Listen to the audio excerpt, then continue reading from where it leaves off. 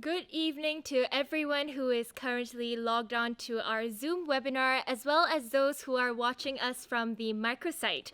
Welcome to the College of Humanities, Arts and Social Sciences panel session, in short, the HASS panel session. We are streaming live right now from the Wiki TV studio. My name is Liu Jin, and I am a final year student from the Wiki School of Communication and Information, and I am pleased to be your MC today. Now, very unfortunately, due to the COVID situation, we are unable to meet you all physically to address your concerns about the programs that our schools provide, or even give you an overview of the College of Humanities, Arts and Social Sciences. However, we look forward to interacting with you virtually during this session today, as well as throughout the Information Week that is taking place from today, 22nd January, all the way to 29th January. Now, if you have any questions during the session today, do send them in via the Q&A function in Zoom. We will try our best to answer most, if not all of them, during the Q&A session later on. Now, if you haven't already visited our microsite, do visit it for the overall program for the Information Week, as we have live chats, Telegram chats, and other virtual sessions, including a very special virtual gallery of our 4 schools and the NTU USB program.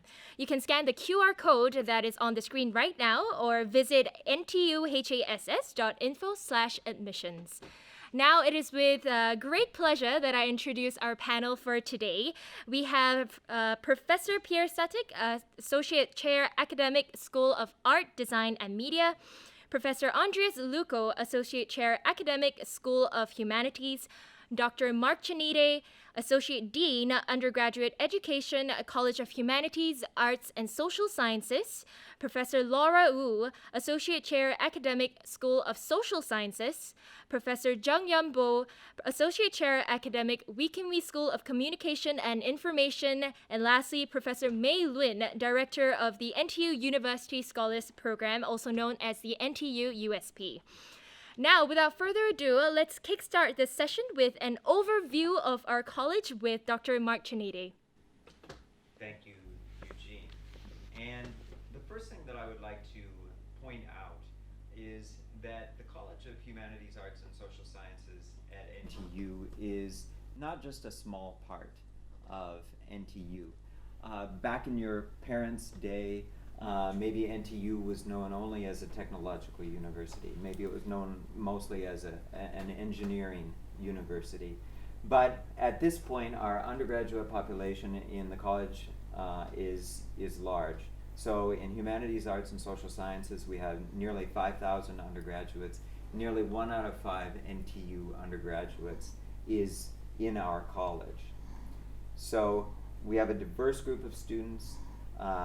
We have international students at all levels within the college. Now, as some of you are probably already aware, the 4 schools that make up the college are listed here: Social Sciences, Humanities, Art, Design and Media, and the Wiki School of Communication and Information, where I'm from. And the real meat of today's program will be the presentations by the schools. I'll just give some preliminary information, an overview, and a little bit of information that's common to the schools. So let's start off by breaking down this slide here, which shows you what the majors and minors are within our college. So let's start in this red box in the lower right hand of your screen here. So what you see are the majors that are offered by the schools, and then there are the second majors. So you can pair up one of the majors with a second major. So for example, you could do a major in communication studies with a second major in psychology. And then you see the minors listed on the left-hand side. So any of the programs that you can take as a second major can also be a minor.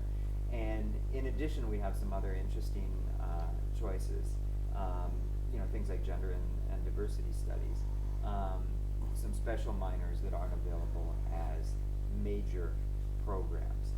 And then you see in the upper right-hand corner of the slide is the specially curated double major programs, like, for example, psychology and linguistics.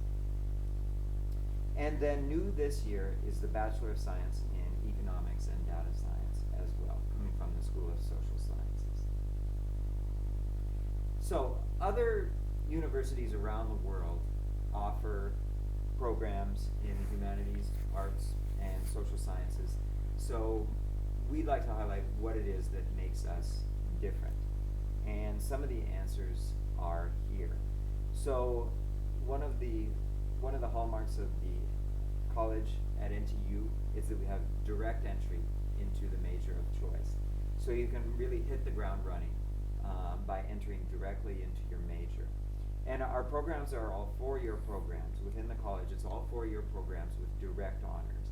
So in our college, in our schools, you don't have to qualify for and apply for the honors year. You go directly through to that. We have a flexible curriculum with a wide range of options that are outlined here. Now this gets a little bit complicated, and we don't expect you to learn all of this. But one way to illustrate the differences between these different programs is with these ice cream cones. It's after dinner, and maybe you're hungry for some ice cream. Well, let's take you through what these different options look like. So the cone of the cone part is the interdisciplinary core curriculum, the common curriculum across NTU programs, and that consists of a variety of courses. Courses in communication, courses that give you digital skills, and internship is part of the experience in all of our programs as well. Now, most of our students end up choosing the single major.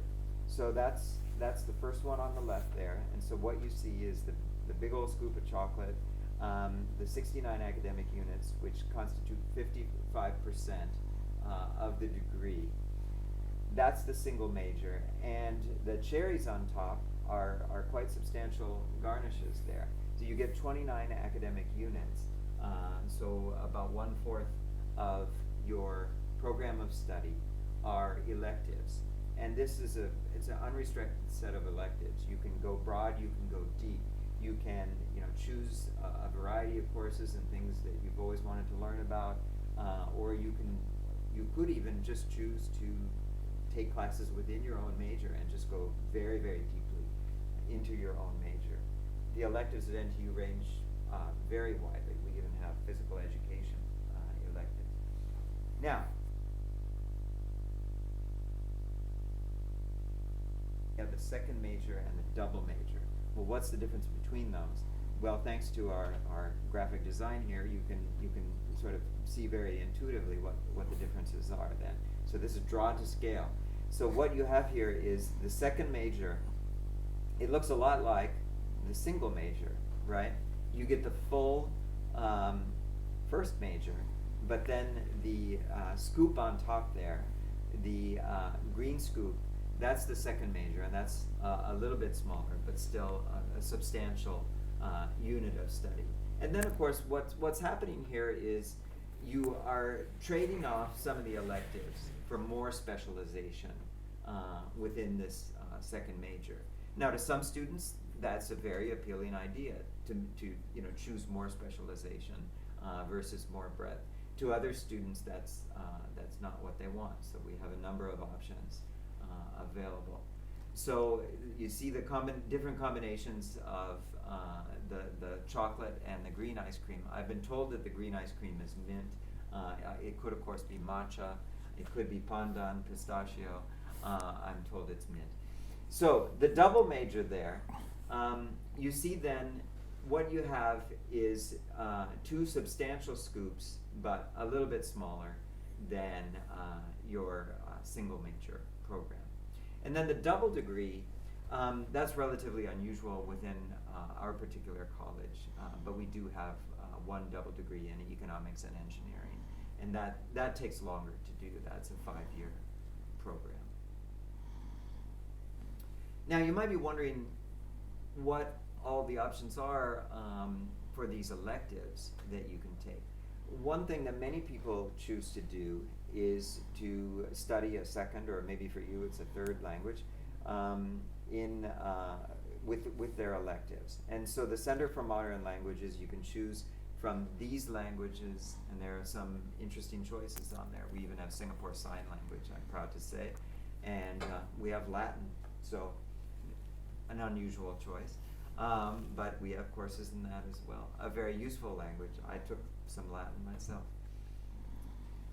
Another thing that you can do with your electives, some of your electives, is to, if you qualify, you can take up the Eureka program, the undergraduate research experience on campus. And what this is an opportunity to study essentially one-on-one or in a small team with one of our faculty members. And this can be important for gaining admission to graduate school down the road if that's something that interests you, because you get that research experience, and you may even get an opportunity to have your name as an author on a journal paper, an academic journal paper. Regardless of which program you choose, NTU is very proud that in non-pandemic times we send many of our students overseas. The majority of our students get a chance to have overseas exposure, typically through the semester-long exchange program, although there are other kinds of opportunities as well. And so we hope that when things stabilize with the pandemic, by the time that you are students at NTU, maybe in your second or third or fourth year, you'll have opportunities to travel abroad. Regardless, the NTU experience is it's a global international experience because we have a diverse community with international students in our classrooms. In a typical semester, we have exchange students as well, and we have an international faculty with people from all over the world teaching, including Angmos like myself. Like I said, there are a number of other curricular experiences that take you overseas in normal times. You might be hearing more about those from the schools, and we have other kinds of special programs as well. A few highlights about the learning environment at our college. We do have large lectures in most of the programs, and many students enjoy having that communal experience. But you quickly move on to small class experiences. And there, of course, the emphasis is on participation, seminar-style classes, workshops, and in the programs where they need a lot of technology and facilities, NTU has made a huge investment. So programs like communication and the arts school, we have the state-of-the-art facilities, including the studio that we're broadcasting from now here at the Wiki School. Let me just wrap up with a few words about what happens next after your education at the college. So what you see here, well, okay, let me say first that if you want information about employment at any, NTU or Singapore University, you can go to the Ministry of Education web pages, and they have this graduate education survey which breaks down all the information. But this is another way of representing that data. What we've compiled here is, well, let me take you through. So what you see are the column headings that correspond to many of the majors within our college. And then on this column on the left-hand side, the headers for the rows, what you see are some of the sectors that our students join after graduation. And highlighted are some of the sectors where more of our students are represented. So you see that in the education sector, students of some of our programs become teachers. You see information and communication. Fair number of students from different programs go into the media sector and related professions.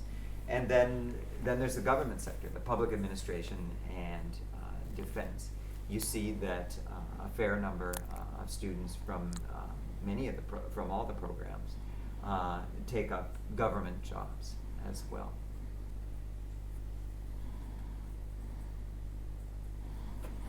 All right. Thank you very much, Dr. Chanide, for the informative session.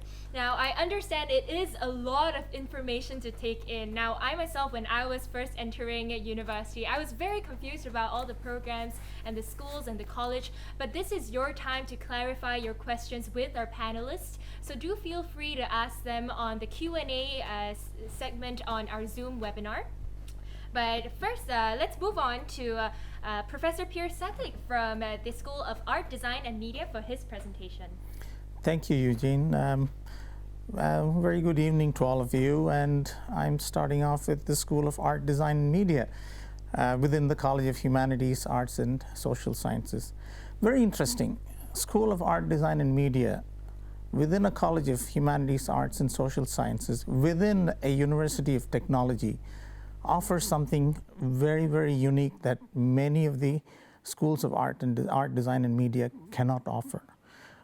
When you study design and media, and you want to become a professional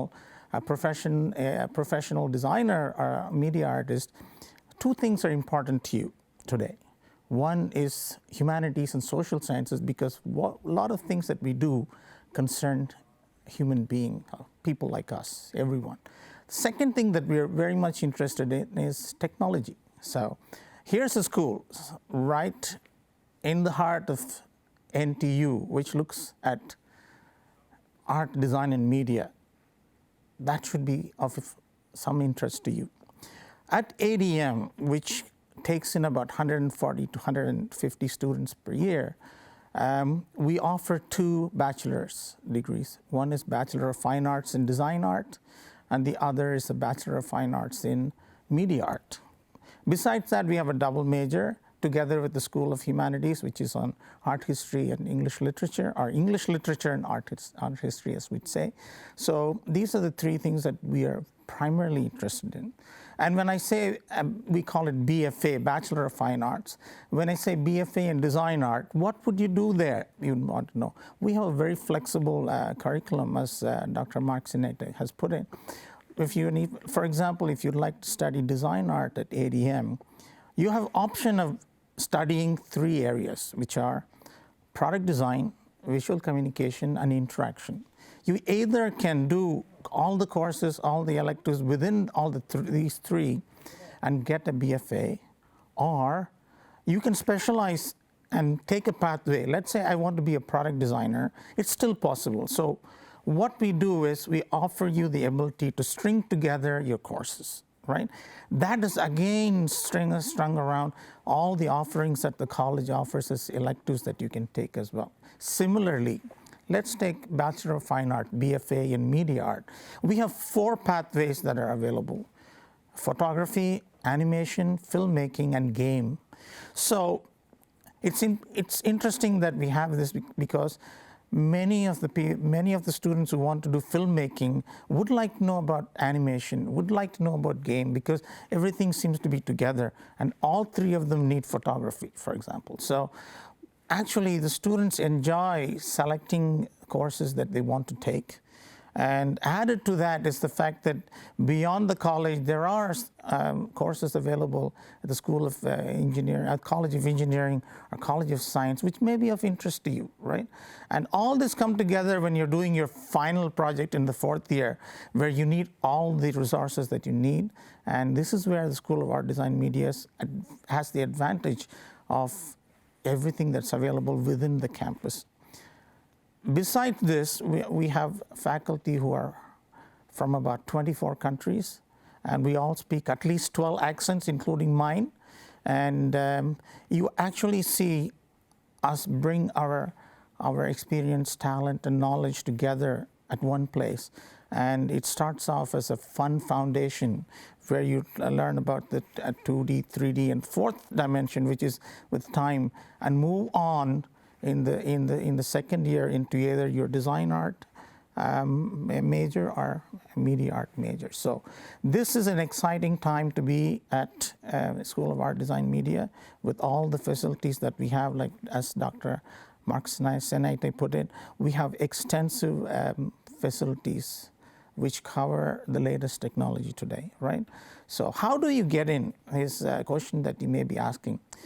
Simple. All you have to do is Google ADM, NTU, and that will take you to our website, right?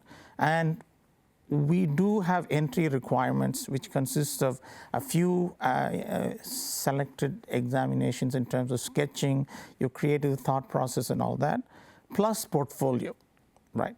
And we will ask you to submit those through an online portal that we've just created. So when you go to our website, it gives you a clear idea of what you want to do. Now, many of the people would ask me a question, I'm sure it might come up later as well. I did not do art or design or media in my A-levels. Will I get in? What we are looking for in the examination and the portfolio is not finished work. We are looking for talents. We are looking for an idea that comes forth and we say, here's someone who will become somebody in 4 years to come, not someone who's already done, right? And that would make it very clear that you're on even platform, and no one is better than the other, every one of you. In terms of the portfolio, you might have done things like design T-shirts, you might have done magazines for your junior college or your school. Take them, put them together, and submit. We have given a clear instruction of how you should do it, so please do follow. And we do take a substantial amount of students from Polytechnic who come with certain level of skills. And what is the advantage here is that here you are, one group of people who have learned through the junior colleges and IB program of things that you know and express. And here we are also students from the Polytechnics who have learned the wherewithal of doing things. And when we put them together, they excel. Right? So this is the most important part, and that differentiates ADM, as we call our school, from the other schools in this city, state, or in the region. And secondly, we are looking at what will you become as a professional designer or media artist. It's not about how you do it, it's not about how you use the computer-aided design or how you use the equipment and all that. We have all of it and embedded into our curriculum. What we are interested in is what do you want to do with it? If you're making a film, what kind of story do you want to tell? In what kind of situation? What kind of context? What kind of technology would you like to do? If you want to become a product designer, what is the next product that you want to design? And how will you capture that? Will you be using 3D printing? Will you be using the other technology? Will you be doing digital product design? And so on and so forth. So this is an opportunity for you to gain a level of depth and gain knowledge on the width of all the curriculum that we offer in ADM. So with that, I kind of want to say, I look forward to seeing you apply to join us at ADM. I look forward to seeing all your submissions and hopefully, and I look forward to seeing the talented students who always come to us. Thank you. All right, thank you very much, Professor Satik. Do keep your questions coming in throughout the session using the Q&A function on Zoom. We already have a couple, and we will address them later during the Q&A session. But now let's have Professor Andres Luco, who will be sharing about the School of Humanities. Professor Luco, please. Thank you, Eugene. Good evening. I'm excited to share information about my school, the School of Humanities, and if I can, let's see if I can share the excitement with you. So again, my school is the School of Humanities. We also call it SOH. And I'll begin with a bit of a guessing game. See if you can guess who said these words. Technology alone is not enough. It's technology married with liberal arts, married with the humanities, that yields us the result that makes our hearts sing. Can you guess who said that? It was this guy, Steve Jobs, the founder of Apple. And I introduced with these words because Jobs made an essential point, which is that humanities trains people in soft skills such as clear writing and critical thinking skills, which are applicable across vastly different industries and practices, including technical fields such as computing or computer engineering or software engineering. So I think when you are contemplating what sort of discipline you would like to study in university, you should definitely pay attention to whether you're getting those soft skills that will allow you to be dynamic and flexible across many different areas of practice and different industries. So in the School of Humanities, we have 5 main subject areas, each of which offers a Bachelor of Arts degree: Chinese, English, History, Linguistics and Multilingual Studies, also known as LMS, and Philosophy. And as Dr. Mark posed the question, what makes us different about the college, we could also ask the same question about SOH, what makes us different? And what indeed? Well, there's plenty that makes us unique. One thing is that we offer 2 double majors. One is in psychology and linguistics and multilingual studies. The second one is English, literature, and art history. The students who take the first double major there, psychology and linguistics and multilingual studies, take courses both in LMS, which is the discipline, one of the disciplines housed in our school, and in psychology, which is a discipline in our sister school, the School of Social Sciences. The students who matriculate into English, literature, and art history take a large number of courses in English, which is one of SOH's main disciplines of study, but they also go across the campus to ADM, the Art Design and Media School, where they learn art history. The School of Humanities, in addition, offers a number of fascinating minors that you see listed here. We have minors in all our main subject areas, the 5 main areas, plus creative writing, Chinese, creative writing, translation, environmental humanities, which is fairly new, and gender and diversity studies. And as Dr. Mark mentioned earlier, students in the college all have the opportunity to study overseas. This is also true of our own students in School of Humanities. So through the Global Education and Mobility Program, students can choose from over 350 partner universities in more than 45 countries around the world, in Australia, in Asia, in Europe, in North America, and other places. And you can take courses in these partner universities for a full semester while exploring a new culture and a new country. Another opportunity offered by our school is the Professional Attachment Program, which is an internship program from 2021 onwards. That is for students who matriculate at NTU from 2021 onwards. The internship will be compulsory for all undergraduates. So that means that if you come in this year, you'll have to do an internship as a requirement, and we do offer an internship program to help you fulfill that requirement. The internships allow you to make a little bit of money, but in addition, you would clear 5 academic units.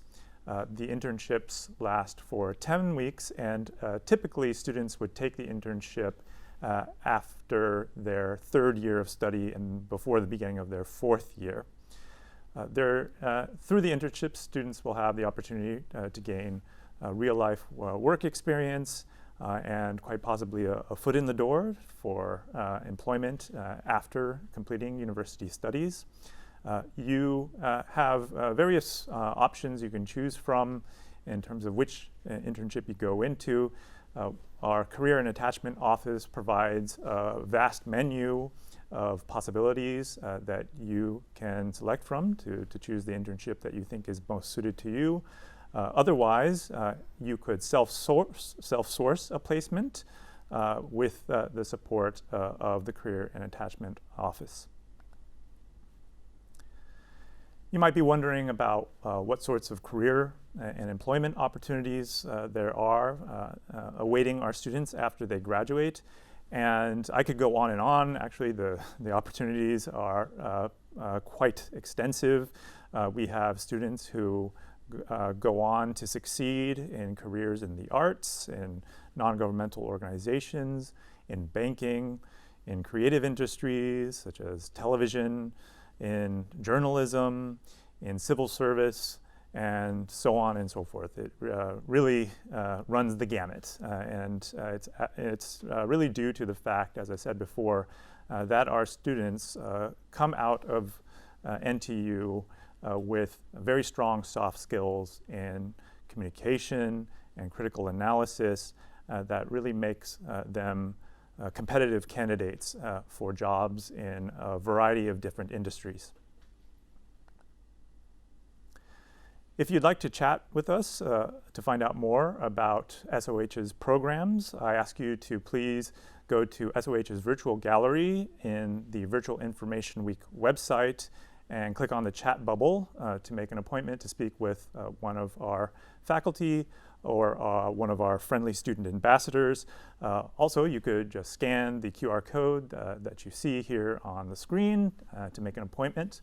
And I hope to be able to speak with somebody out there and hopefully entice you to come and study with us at the School of Humanities. We've got a lot of passionate people here, faculty and students alike, and it will be an honor and a pleasure to have you join us. Thanks.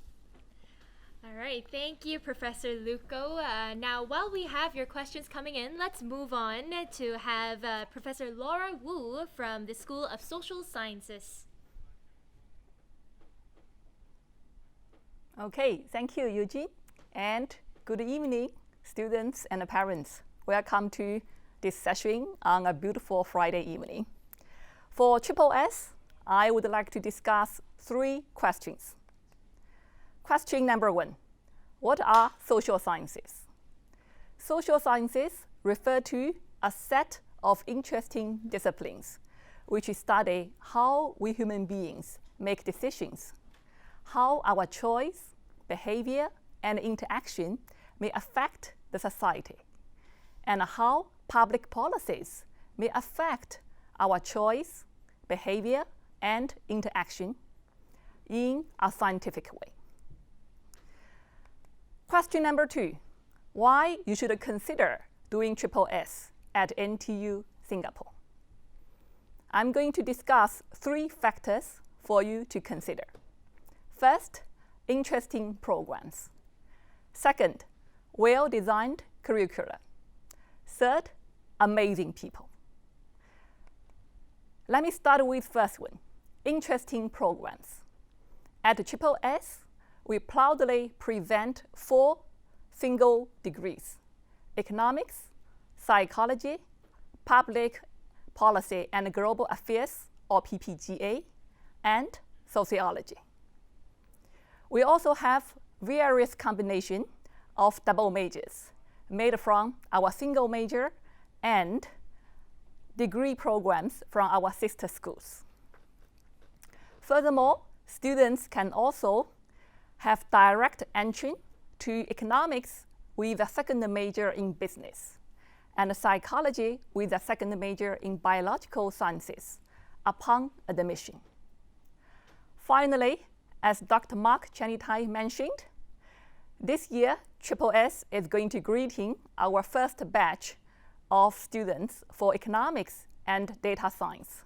This is a highly anticipated, truly interdisciplinary degree program. Second factor, at HSS, we have been doing a curriculum reform under the big initiative called NTU Education 2025. This pie chart presents a summary for the curriculum of a typical single major at HSS. For the time constraint, I will not go into the detail. However, I would like to highlight 3 merits out of this curriculum. Number 1, this curriculum is both well-structured enough to provide students with good guidance and flexible enough to provide students with freedom of choice. Number 2, this curriculum strikes a good balance between depth and breadth so that we will prepare our students to be both specialists in their subject and generalists in the related subjects. Number 3, within each of the subjects, the curriculum is also trying to strike a balance between theory and application so that to prepare our students for the ever-changing demand from the labor market and the 4th industrial revolution. Factor number 3, amazing people. At HSS, most majority of our faculty are international, and we all obtain PhD degrees from world-class universities. These faculties are doing cutting-edge research, which have high academic value, grand social impact, and important policy implications. And these faculties are also passionate, dedicated, and lifelong learning educators. It is these faculties who will become the instructors, the supervisors, and the mentors of the students. Besides faculties, we also have a large group of professional, friendly, and student-centric admin and supporting staffs. All these amazing people have one common goal, that is to nurture, to cultivate, to inspire our students to make them amazing people. The third question I would like to discuss is, why NTU Singapore? Yes, being this session means you are eligible for the early admission selection exercise, which means you must have outside options. So I could say this question is beyond my pay scale. However, I do not mind to share with you about my view as an economist, as an educator, and as a parent. Early this semester, I conducted a survey among our master students. These master students are highly competitive international applicants who could choose to do their postgraduate in the US, in UK, in Australia, and any other country. But what attracted them to NTU Singapore?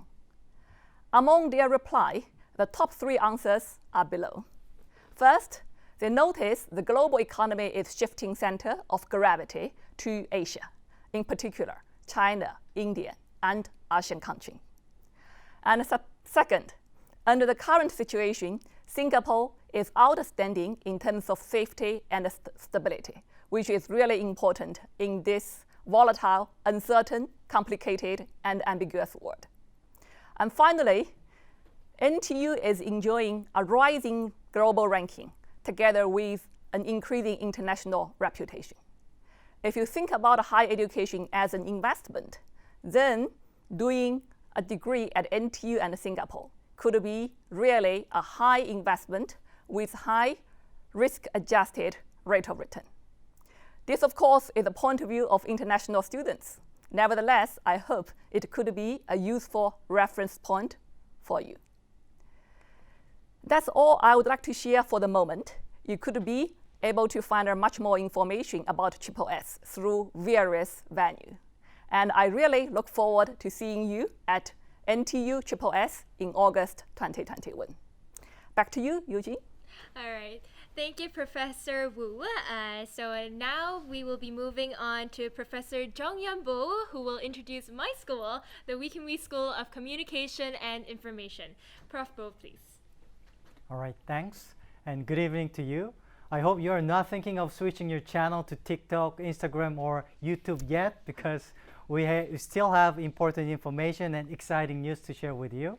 And having said that, it is my pleasure to introduce you the Wiki School of Communication and Information. And let me start with the two numbers. The recent QS subject ranking listed the Wiki School as number 7 in the world and number 1 in Asia. Number 1 in Asia means number 1 in Singapore. Then you may wonder, what makes the Wiki School a world-class premier communication and information school, right? Well, that's great. We love students asking good questions. Well, although I can go on and on to talk about our unique approaches to college education in the Wiki School, but it will take the entire evening, and I'm only given 5 minutes. So let me just highlight 2 unique programs in the Wiki School. The first, if you look at the slide, you'll see colorful squares, right? Each square represents our unique experiential learning course. Wiki School is well known for its emphasis on a well-balanced approach between practical hands-on skills and conceptual knowledge. And we don't want our students to stop at a hypothetical thought of what if, but rather we want our students to have their hands dirty by tackling actual issues in our society. For example, if you look at one of the square, Go Far, which is on the top row, the Go Far is our flagship overseas news reporting course. And typically, a group of students and a faculty member visit a foreign country ranging from Norway to North Korea, and they do the news reporting. And by the way, most of the cost for this kind of course is covered, subsidized by the Wiki School, which is another good thing about the school. Going back to Go Far, last year, our students unfortunately could not go overseas because of the COVID-19 pandemic. So they rather stayed in Singapore, but did the news reporting, the cover stories on migrant workers in Singapore during COVID-19. And guess what? Their stories were all published in major news outlets in Singapore and covered by very important international news outlets as well.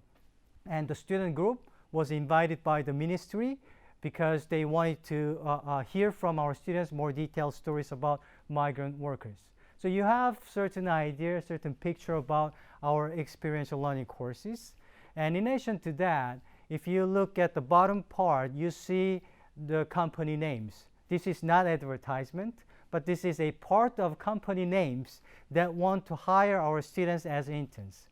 Internship is compulsory in the Wiki School, and all Year 3 students spend the entire semester doing this work experience in the choice of their company. And another good thing about this internship opportunity is that the ratio between the number of our students and the number of companies is somewhere between 1 to 3.5. Of course, 1 being the number of our students, 3.5 being the number of companies. So when you join the Wiki School, not only do you receive world-class undergraduate education, but also you are joining the entire Wiki community, including the great alumni network and almost 30 years of Wiki legacy. So I guess my time is almost up. This is just a little teaser, right? So if you know more about the detailed information, such as how to apply to the Wiki School or what to expect from the Wiki School, please come for our hybrid open house during the information session. This year, we're going to invite some of you to come to see the school for yourself with, of course, good safe measures. And also, at the same time, we'll have all the detailed information available online, including live chat with our current students for almost over 1 month's time. So stay tuned and stay healthy. All right, back to you, Eugene. Thank you, Professor Chang Yamboa. And finally, we have Professor Mei Lin, who will be sharing about our NTU University Scholars Program. Prof. Mei, please. Thank you very much, Eugene, and good evening, everyone. You know, you've all heard from the amazing panel about the opportunities we have at the College of Humanities, Arts and Social Sciences, and the unique programs that's offered by each of the schools.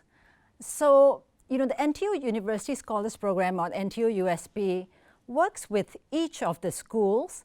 And if you are thinking of applying to any one of the schools, well, here's a unique opportunity to go beyond what the school offers to give you an additional boost in terms of your educational experiences at NTU.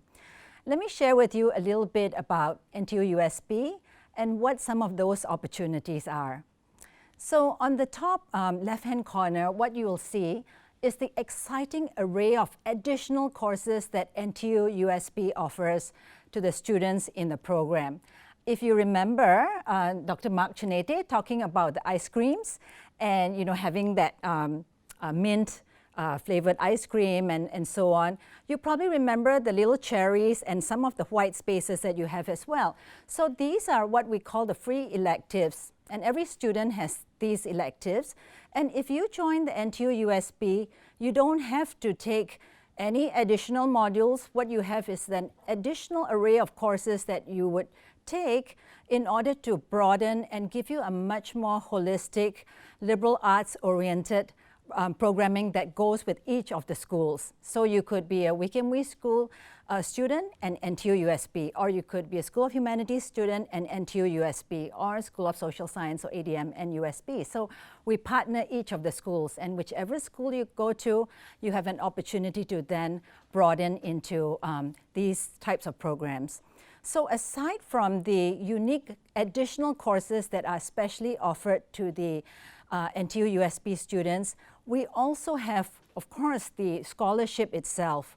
So NTU USB comes with a very, very attractive scholarship that looks after not just the monetary components of the educational, the education, but also many of the outside education experiences, what you would typically know as CCA or residential hall experiences, and these are all packaged into our scholarship. And if you go onto our website, you can see the details of that. That's on the left-hand side there as well. Now, in terms of the unique programming that we have, I think you've heard from my colleagues about the wonderful overseas opportunities that you have when you come to NTU as a student. NTU USB goes even beyond that. A student coming to NTU USB typically has an average of 3 overseas experiences, at least 1 per year in the first 3 years. So in the first year, the entire cohort gets to go for a travel overseas program for scholars, which is also a learning opportunity called fieldwork and documentation, and we typically go to an Asian country to experience the communities and the environments that you would not typically get to experience as a tourist. So these are the kind of hidden corners of Asia in the first year. In the second and the third years, the students have an opportunity to do a study abroad with one of our partner universities, and that's in the bottom right corner. You will see that we have partnered some of the top universities in the world. For instance, the University of Edinburgh, King's College London, University of Pennsylvania in the United States, Bryn Mawr College, Australian National University, and one of our newest partners, that's the St. Gallen University in Switzerland. So this is on top of the normal exchange opportunities that you would get to enjoy, and all the components of that overseas experience will be part of the scholarship as well. And on the top right-hand corner, you can see the vibrant and very close-knit community that the NTU USB has. The students are given guaranteed residential hall living, And over the 4 years, they form a very, very strong bonds in a very close-knit community. The students spend, the diversity of the home schools that they come from. As you can see, then you have a chance to mix with not only the students from your home school, but students from other parts of NTU. And this goes beyond just the College of Humanities, Arts and Social Sciences. We do have some students who come from engineering, the sciences, and so on. And over the 4 years, they get a chance to participate in many, many of the activities. We counted something like 30 different types of leadership, entrepreneurship, and broadening experiences that you would have in both via the residential education, but also as a member of the community. So I could go on, but we will have lots of opportunities for sharing by the NTU USP. And if you are interested during the application, do look out. It's really, really very simple. When you apply to any of the schools, there is a little, portion at the bottom. It just asks you whether you are interested in applying for the NTU USP. All you have to do is to tick it, and we'll be getting back to you very soon. Thank you very much. All right, thank you, Professor May, and thank you to all our panelists who have shared about our college, our schools, and also the NTU USB program. As a graduating student, seeing all these presentations kind of remind me how much the college has grown in my 4 years of study here.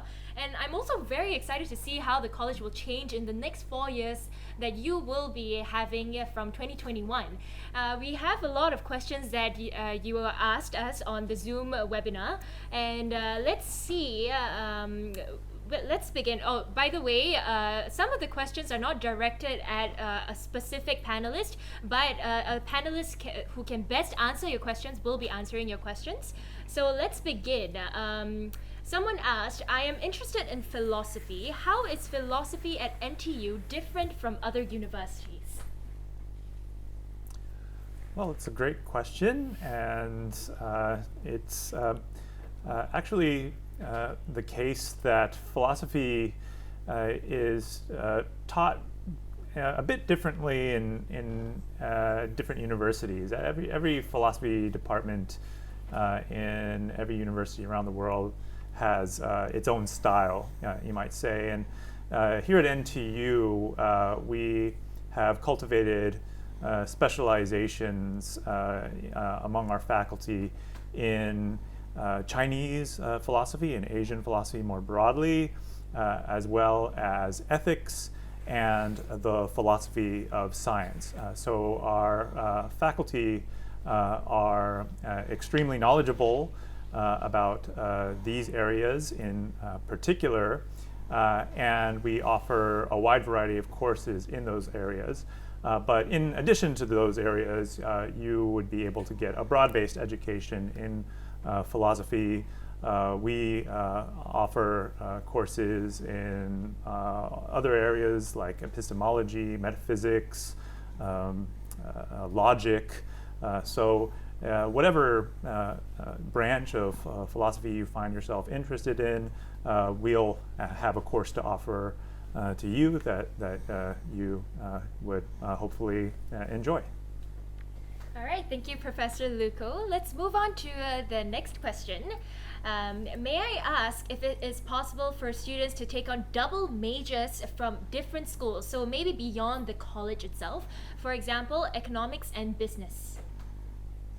Double majors beyond, well, okay, so one of the combinations that we have with communication studies, this is called a second major at NTU, but we have second major, communication studies with a second major in business. That's one possibility that you can take. So what are some others? There are others that come to mind at the moment. We also have economics with a second major in business upon direct entry. Mm-hmm. Yeah. It's So possible. there are some options like that. Right, thank you, Dr. Chanide. So as you can see from the microsite, maybe you could explore some of the programs that the different schools offer, and you could also read through beyond this session about the double majors that you could take when you enter the schools. Let's move on to the next question. Can students take USP and a double major at the same time? This is a very overachieving person, I believe. But yeah, can you do that? Okay. I think if you remember about I'm using the Dr. Mark Chinide's ice cream example again. You have got the two big ice cream cones, ice cream scoops, and then you've got that little bit of a cherry left. And so if you are taking USP, in some of the double major cases, it is possible, but you would be very stretched, and you might not have much room to take any additional things that interest you. For example, the modern languages the offerings that you saw, or if you go for an exchange program, you might be interested in taking something that's indigenous to that particular country. Like for instance, my colleague here, Professor Bo, is from Korea, and students who go to Korea sometimes like to take Korean pop culture and things like that. So it will, by taking a lot of fixed components, double major typically, and USP, sometimes you have very little room to play around with. But then we understand that some students know exactly what they want, and if they've already kind of designed what they want to do that way, then that is possible. But we do encourage you to come and talk to us, because there are some unique cases where this sometimes may not be possible in one or two of the unique cases where we have strong demands from both of the majors. But in general, NTU USP works with the students and the programs that they're interested in to see how we can help them chart their journey over the 4 years. One of the considerations you might want to do is to consider taking second major, right? Which is that you come in to a particular program, and after the first year or so, you can kind of decide, is this what I really want to do as another major?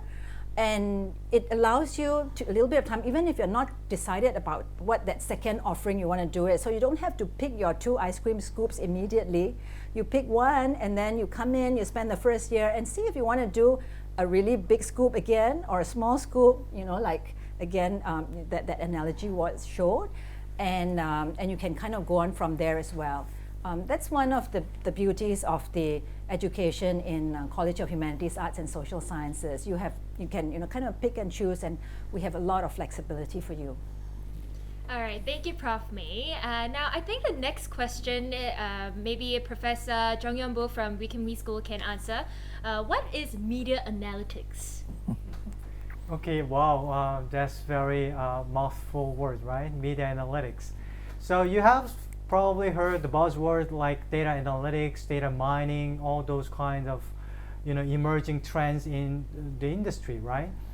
So in the Wiki School, it's not just the communication, it's a school of communication and information, right? So we do deal with how to analyze information, and more importantly, how to interpret that information in a meaningful way. So media analytics is a kind of combination where students can learn those kind of skills, how to scrap the data from the internet, and how to deal with the big data, how to do the data visualization.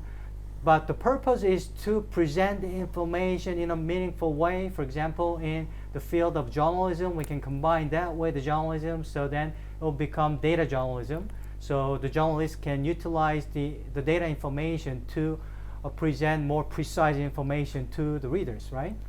Or if we can apply that same combination to advertising, then we have data advertising. So then the promotion of products and services can be more convincing with all this data information that can be presented in a way that people can easily understand, right? So it's not really the engineering side of data analytics, but nevertheless, we are educating our students to be familiar with all the things going behind the scenes, so that they can work with the data scientists and then do the work that's meaningful for lay public.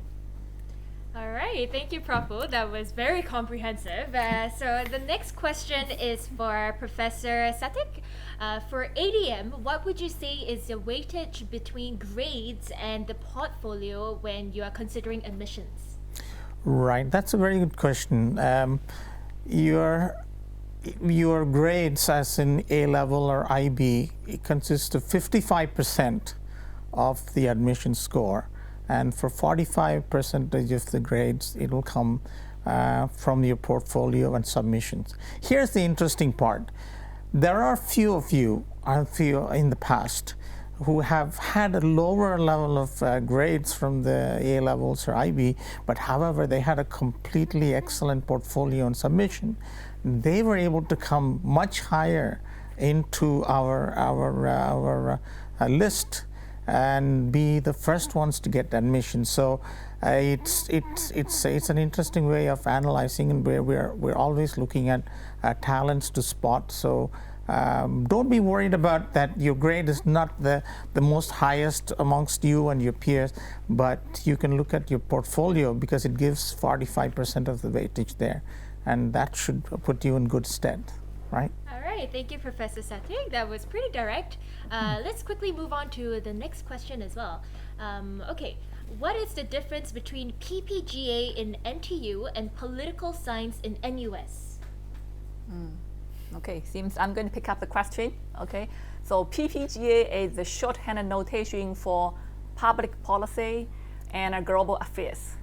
And within this program, there are in fact three themes. One is political science, and second is public policy, and the last is international affairs. By that, I think I already explained the difference between Ppga at NTU and political science at NUS. Thank you, Prof. Wu. That was quite direct as well. All right, let's move on. Okay. In what ways is the linguistic and multilingual studies course unique as compared to an English degree at other universities? I think I can pick that up, Eugene. Linguistics and multilingual studies is not quite traditional humanities. It happens to be housed within the School of Humanities here at NTU, but it is more widely considered a social science.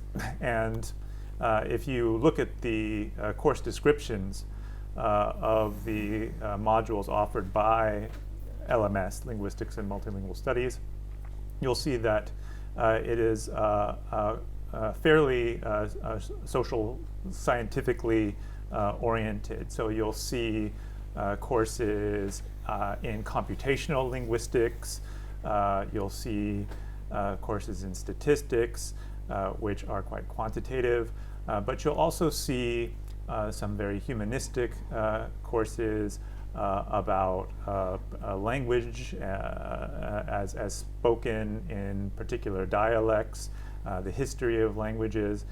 So this program is kind of an interface really between humanistic approaches to the study of language and social scientific approaches to the study of language.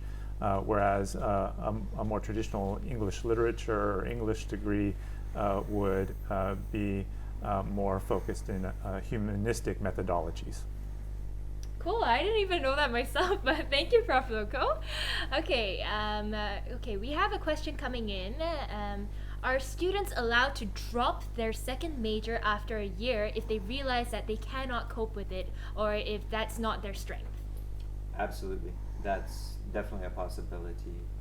We've had cases like that where people jumped in and then, like you said, they find that that's not their strength, and they move on to taking the single major instead.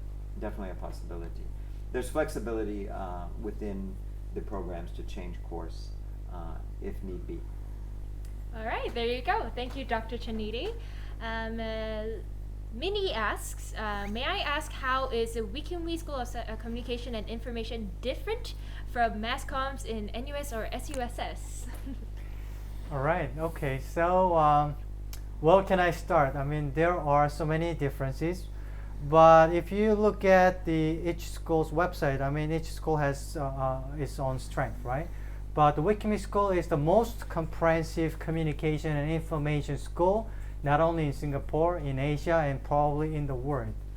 If you look at the number of faculty members in the school, and if you look at the number of faculty members in the other school, you can see the big difference. And the number of students intake is probably slightly bigger in the other school. So you don't need to be a rocket science to do the math between, the ratio between the number of faculty members and students, right? So that can make the big difference in terms of the classroom experience, learning, and everything. But of course, I mean, there are so many. I mean, the internship, as I mentioned, and then experiential learning courses, hands-on skills. These are all very unique approaches from the Wiki School, I have to say. Thank you, Prof. Bo. And if I may add, as a student in the Wiki School myself, I have gone through almost all the programs, the internships, the overseas programs, and I can say that the person I am today is just because of all these things that I absorbed in my time here. And I'm pretty sure that once you come for all the informative sessions and talk to our student ambassadors, you can find out more about Wiki. We have very fun programs as well for the students held by the students clubs, so you can explore that when you're here as well. Okay, let's move on. Will I be at a disadvantage if I choose to apply to SOH if I took science in JC? I'll take that. The answer is no. If you did well in your JC subjects, then that will bode well for your future in SOH. You will present a strong case. We do look at performance in humanities disciplines in your A-levels, like literature or general paper. So if you did well in humanities subject, that would definitely be a point in your favor. But at the end of the day, we seek out strong students who are curious and passionate about studies and hardworking. So if that's reflected in your transcript and whatever you've studied, then you'll make a strong case for being admitted to the School of Humanities. Thank you, Prof. Luco. Well, the next question is actually directed to Prof. Laura Wu. So what makes NTU economics different compared to the economics major in NUS or SMU? Wow. I was expecting this kind of question. Okay, so it's a reasonable question. Of course, you have choice. To a large extent, I would say the econ programs in the top 3 universities in Singapore, we share a lot of similarity. For example, you will all start with principal micro, macro, econometric courses together with the intermediate level. Okay. However, after that, the major prescribed electives make a lot of differences. For example, at NTU, our econ program has designed our course in a way to allow students to specialize in 3 different tracks. One is theory and quantitative approaches, and these are for students who have a strong taste in theoretical studies. A second is in banking and finance. Yes, we do have students with a particular interest in working for these sectors. And finally, we have the third track in public policies, which of course are very relevant for economics these days. And so as you see, we offer you a variety of choices. While in NUS, as far as I understand, most majority of the faculties focus more on theoretical work. And at SMU, the more of the focus is on the application and on the business-related side. So I hope I have provided you some useful information for the differences. Another way is really, I would suggest the students to go to our program webpage together with the econ program at NUS and SMU to look through the research interest of the faculties and to find out what is your true love. Okay. Thank you, Prof. Wu. Okay, the next question is directed at Professor May. May I ask what the interview for NTU USP looks for in interviewees? Okay. We have a very holistic admissions process that involves interviews, but also a number of other facets as well. For instance, we require the students to submit an essay. We also ask for testimonials and other types of feedback from the teachers or mentors. And together with the interview, we try to make a holistic assessment of the student.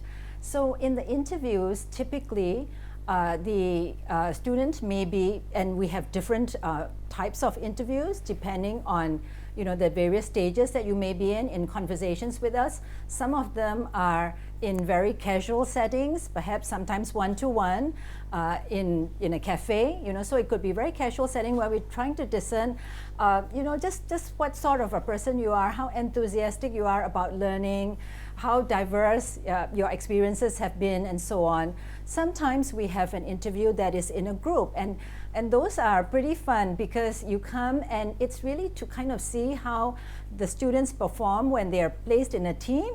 And I remember like being in some of these interviews where we also had a philosophy, I'm looking at Andre, we had like a philosophy professor, one of our core faculty members, who gave scenarios to students, and the students then would have to discuss that in small groups of 2 or 3, and then they came back and gave and there was no right or wrong answer, but we wanted to see how they approached, how they worked with one another, and so on. So we have many different types of interview options, and there is no one fixed template and formula about how you go in and how you might answer certain types of questions.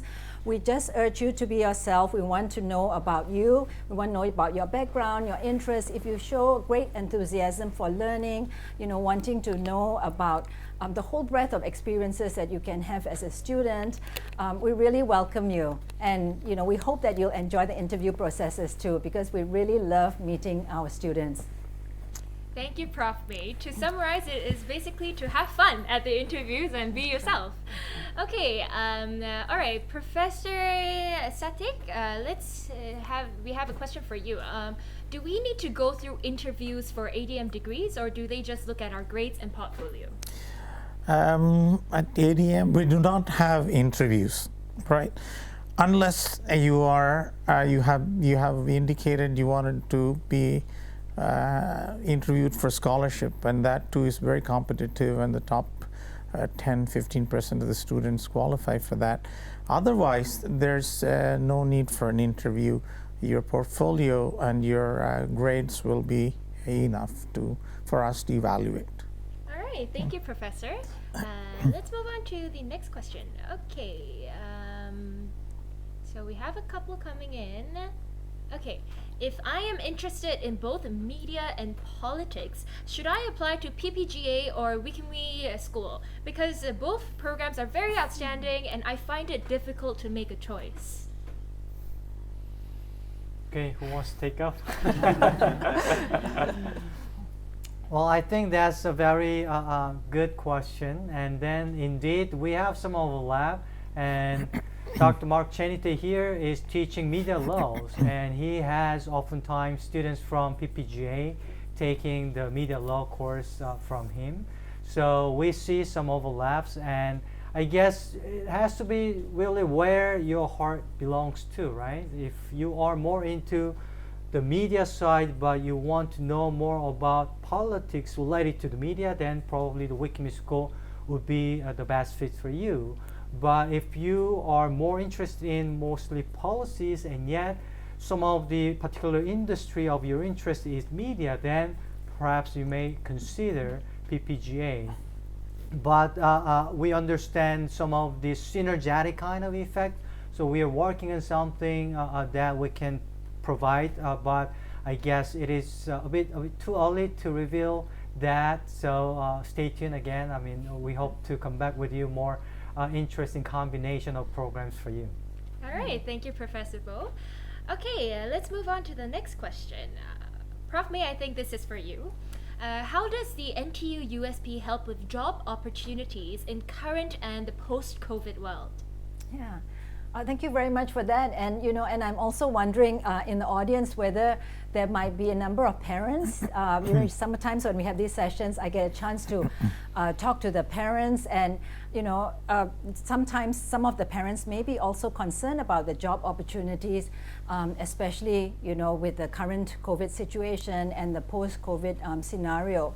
So one of the things about NTU USB and how it works with each of the specific programs is that we have found that it actually offers a broadening of the types of opportunities that you have when a student graduates and starts looking for a job. So I'll give you an example. I think Laura just now had talked about economics, and so for instance, a student who is graduating in economics may typically be looking for employers who are looking for economics graduates. So let's take, for instance, EDB, right? So EDB would be one of the employers, and they look for the students to do some of the econometric analysis, modeling, and so on.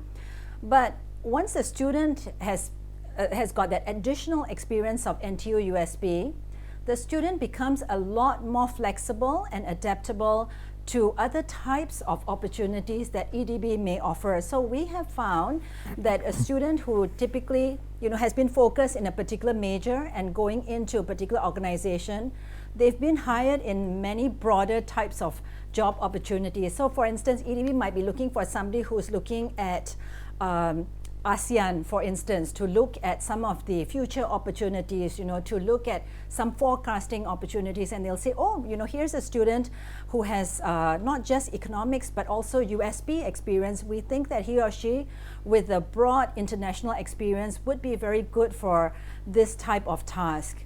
And in the same way, we have found that so many of our graduates who come from particular schools where traditionally they've gone into, for instance, communication, going into public relations, and advertising and so on, have gone on to many other broad fields. So doing communication in the government sector, in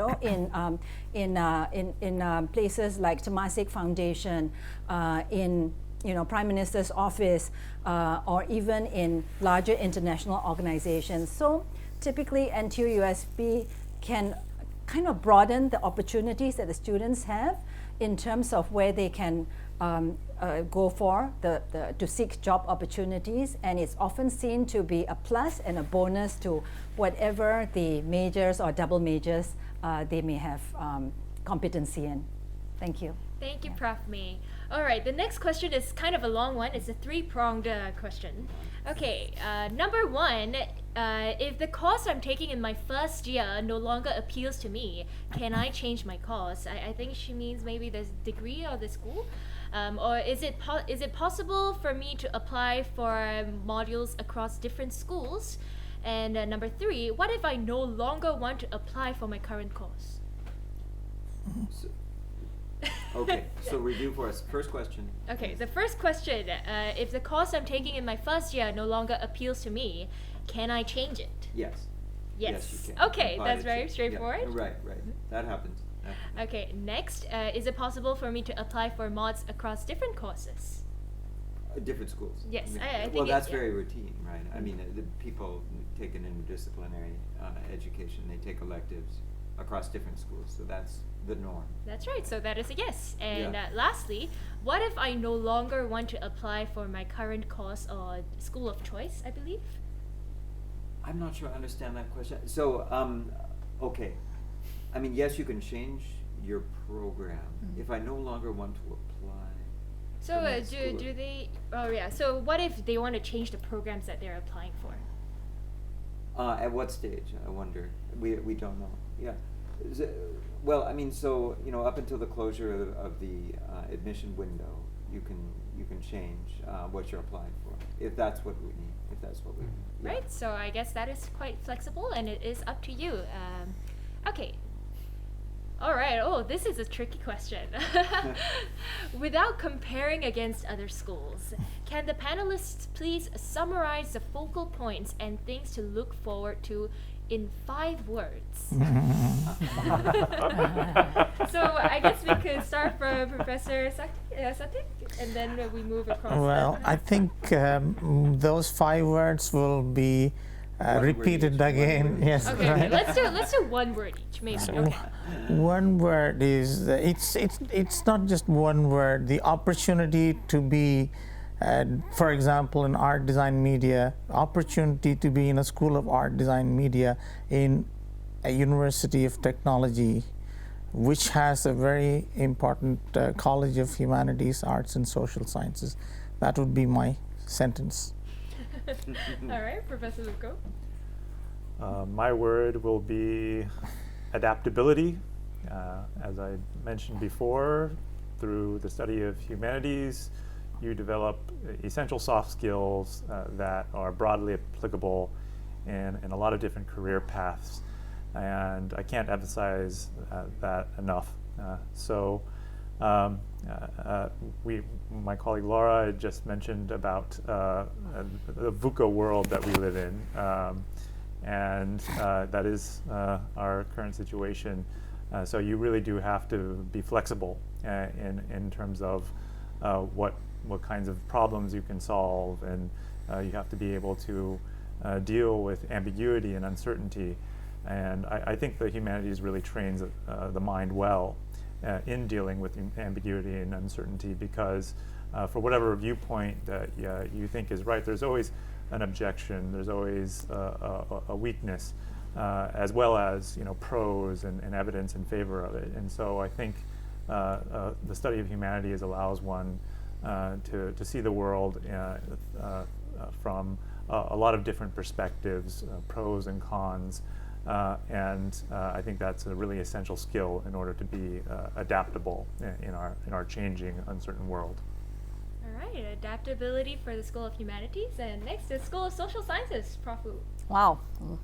The key word I would think for social sciences is balance. Okay, so for example, the subjects we are studying is definitely about a human being, about society. This requires you to have a very warm heart. But the way we study is really scientific, and this requires you to have a very cool mind. So a warm heart together with a cool mind is balance. Also think about the programs we just described. We really try to balance your specialization and your generalism. And also think about the flexibility we have offered about different combinations of programs. It's also a balance to your choice and the guidance. So I hope students do find a good balance when they come to HSS. Of course, a balance between academic life and their interesting, intriguing campus life.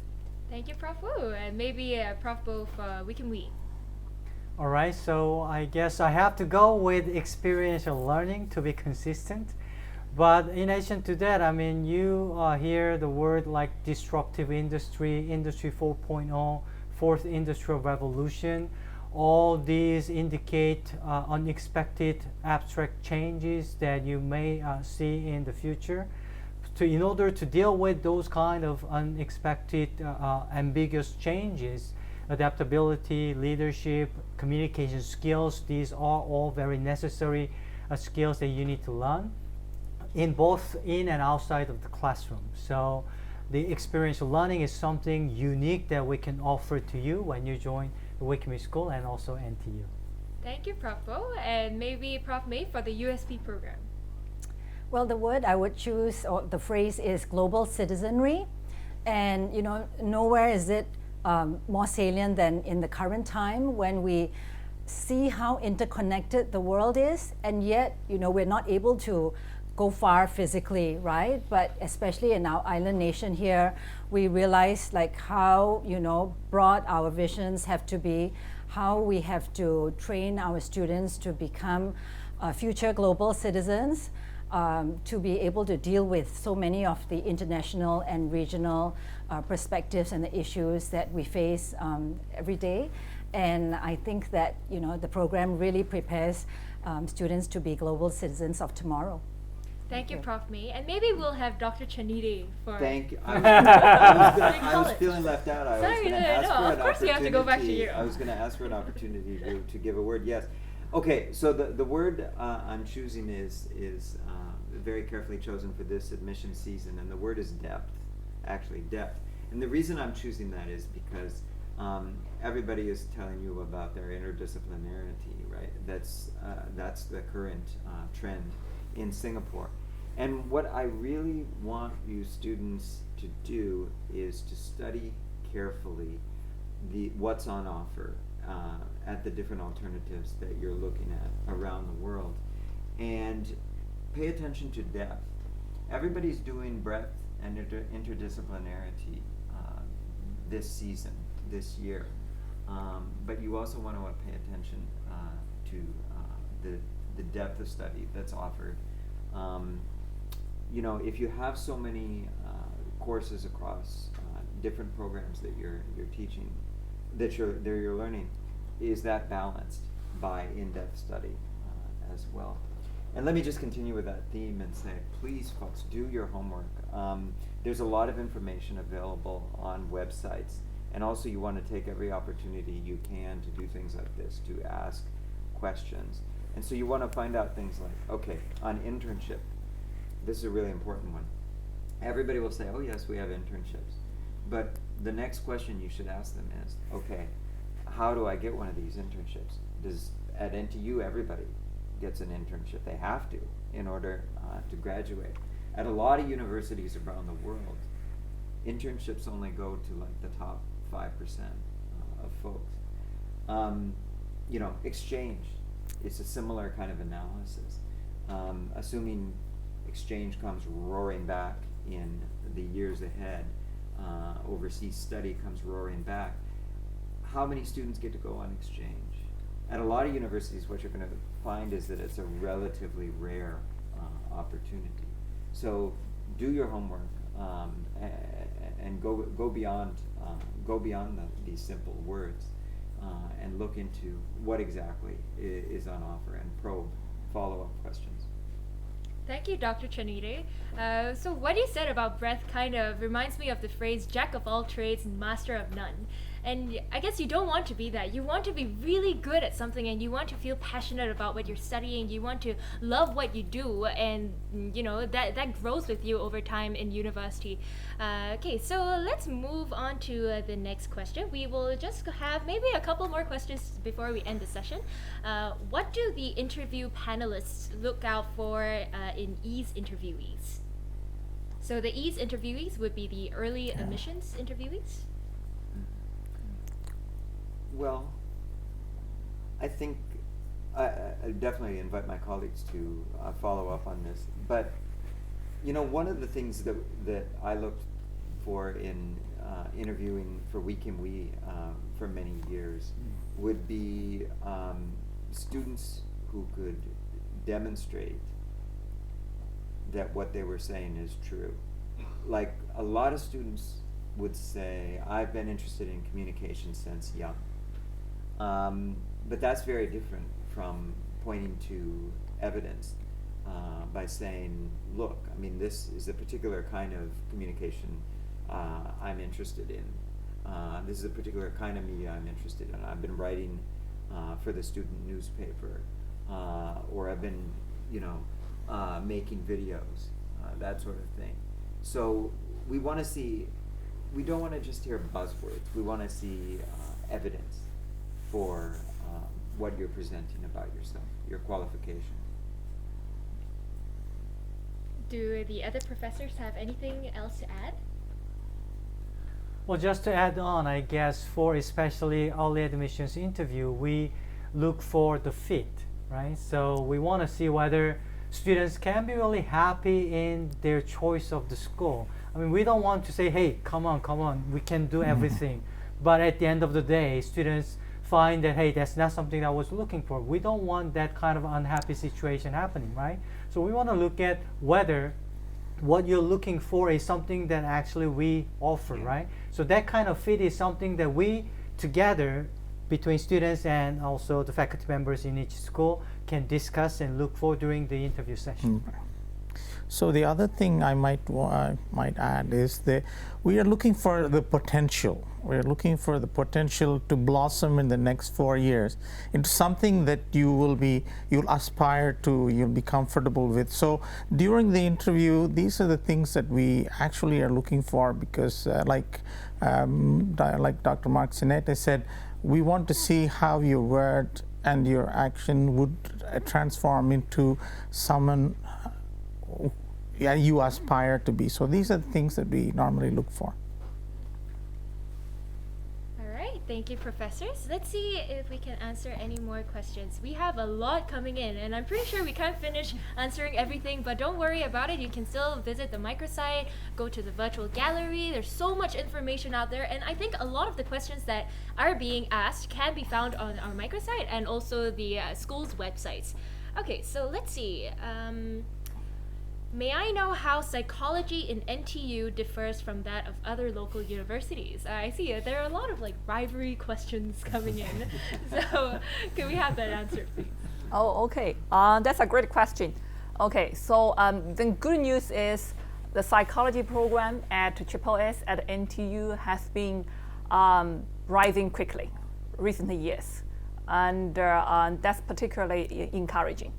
And our colleagues in psychology, they are doing very interesting research, both in terms of traditional, more qualitative research, and in terms of more modern, quantitative, and more scientific evidence-based research. For example, neurosciences. And in particular, we have leading researchers in this field, and they have their own labs. And these are all important factors for students to learn cutting-edge development in this subject. And so this part makes NTU psychology, I would say, definitely the best program you could choose for psychology in Singapore. All right, thank you, Prof. Wu.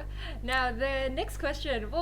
This person wants to ask you guys, what attracted you to come to NTU?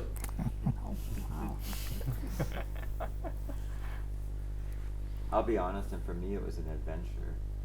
So I was just wanted to, try a new place, and that was 20 years ago. I had no idea that I would still be here. I had no intention when I came here, that this would be where I build my life.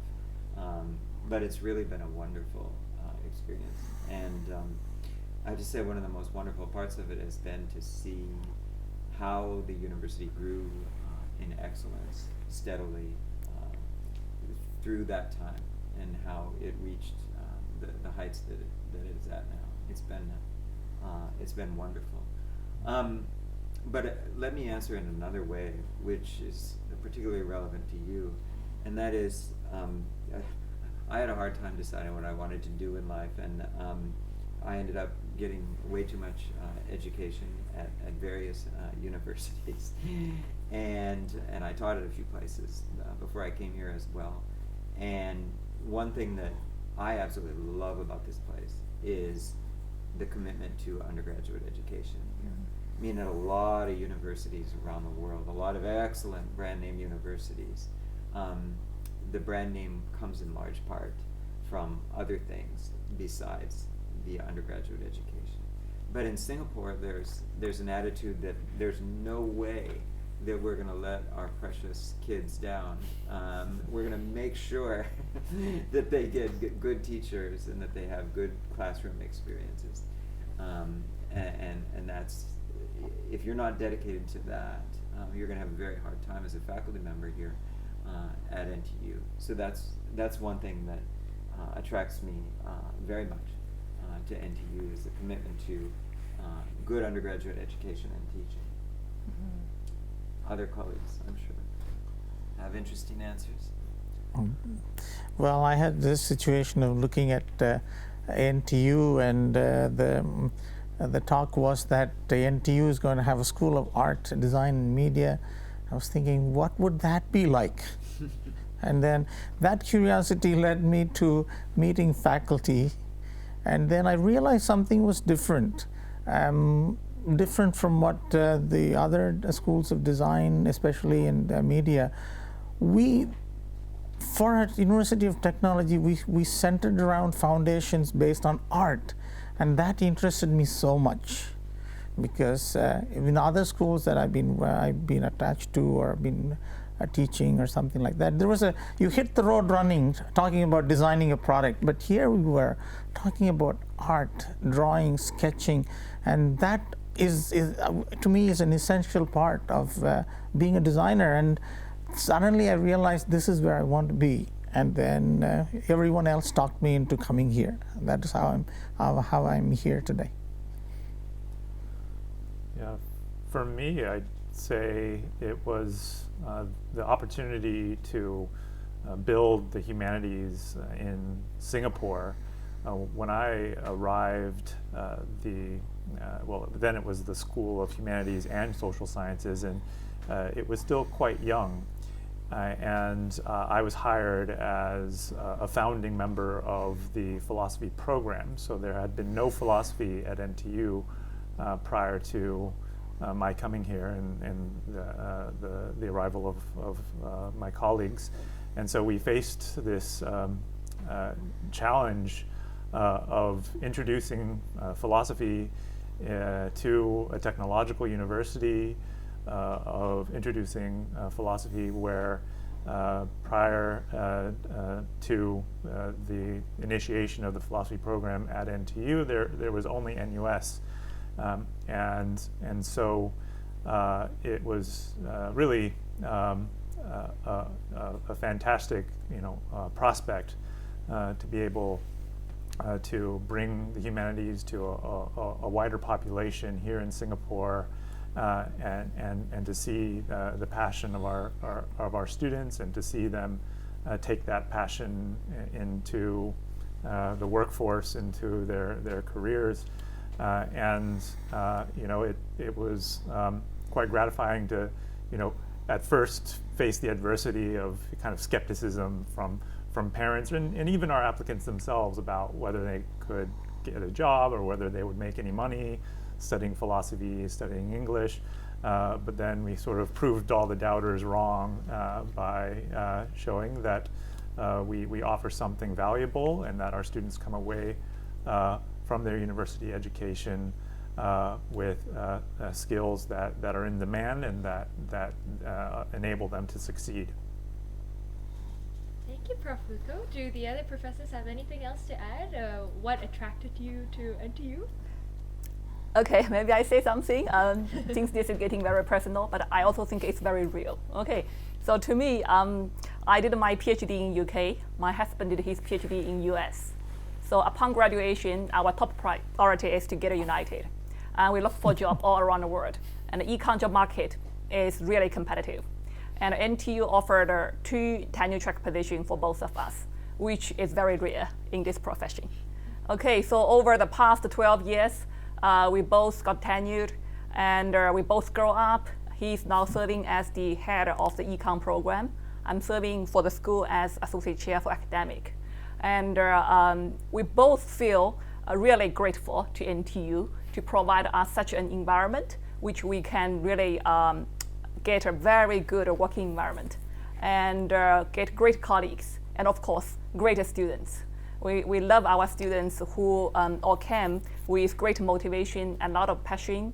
And we also feel NTU, by whatever standard, okay, it is a world-class university. Its ranking is real in terms of, in particular, undergraduate education, the environment, the facility, and even the idea of undergraduate education. So to us, we feel the sense of gratefulness. We want to be loyal to the university. And how can we do that? Of course, we want to teach our students to the best we can. All right, thank you, Prof. Wu. If the other professors have nothing to add? Yeah, well, okay, I'm pressured to add something. I came to, I'm also from the Wiki School of Communication and Information, and I came to NTU, as part of the initiative to lead what is known as the strategic communication track, where we've got the training for the students in public relations, marketing, communication, and so on.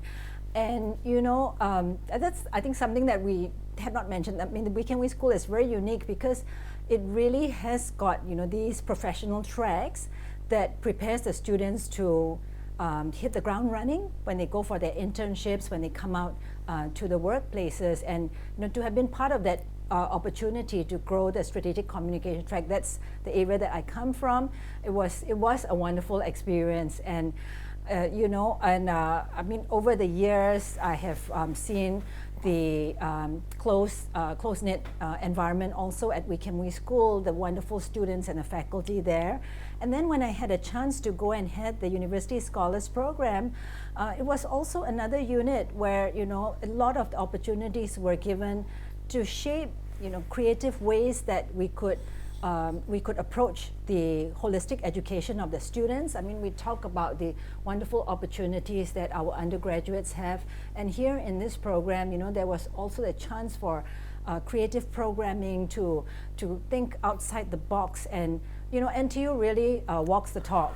And over the years, we've been able to take so many of the best practices that we see in the world and institute it into one of the premier scholars program in NTU as well. So yeah, I'm grateful to have been part of that opportunity. All right, Prof. May, thank you. And maybe Prof. Bo, before we end, maybe you could add a very quick one. All right, so now this became really a sharing session. I feel like we need to hold hands together. But we can. Oh, we can, right. But jokes aside, I mean, I have to say it is the students. It is you, future you, that makes me wake every morning and up and running. I mean, it's been extremely rewarding to interact with students. For example, I taught Eugene in her first year course. Now she's graduating. So looking that really is the reason why I joined the NTU and why I'm still here after more than 13 years. All right, thank you, Prof. Bo, and thank you for remembering me as your student, although you teach the entire year ones in Foundations of Communication Studies. Now, as a student, if I might add, I think one of the reasons why I was so attracted to NTU was the opportunity of growth as a very young university. So when I was making my decision as a fresh out of JC, I wanted to go to a school that had a lot of potential for growth, and I think I grew a lot in my 4 years here. I will want to grow more in maybe like 4 more years in this school, but I gotta go out, make a mark, make some money, and make the best use of my education. Alright, so with that, we have now come to the end of our HASS panel session. Thank you so much to our panelists once again, and thank you to all the students and the parents who joined in and asked questions. We actually had close to 50 questions pending, and we're so sorry that we won't be able to answer all of them tonight, but do email us, live chat us on the microsite, and we will address them, so don't worry. And the information week goes on all the way until 29th January, so keep a lookout for that.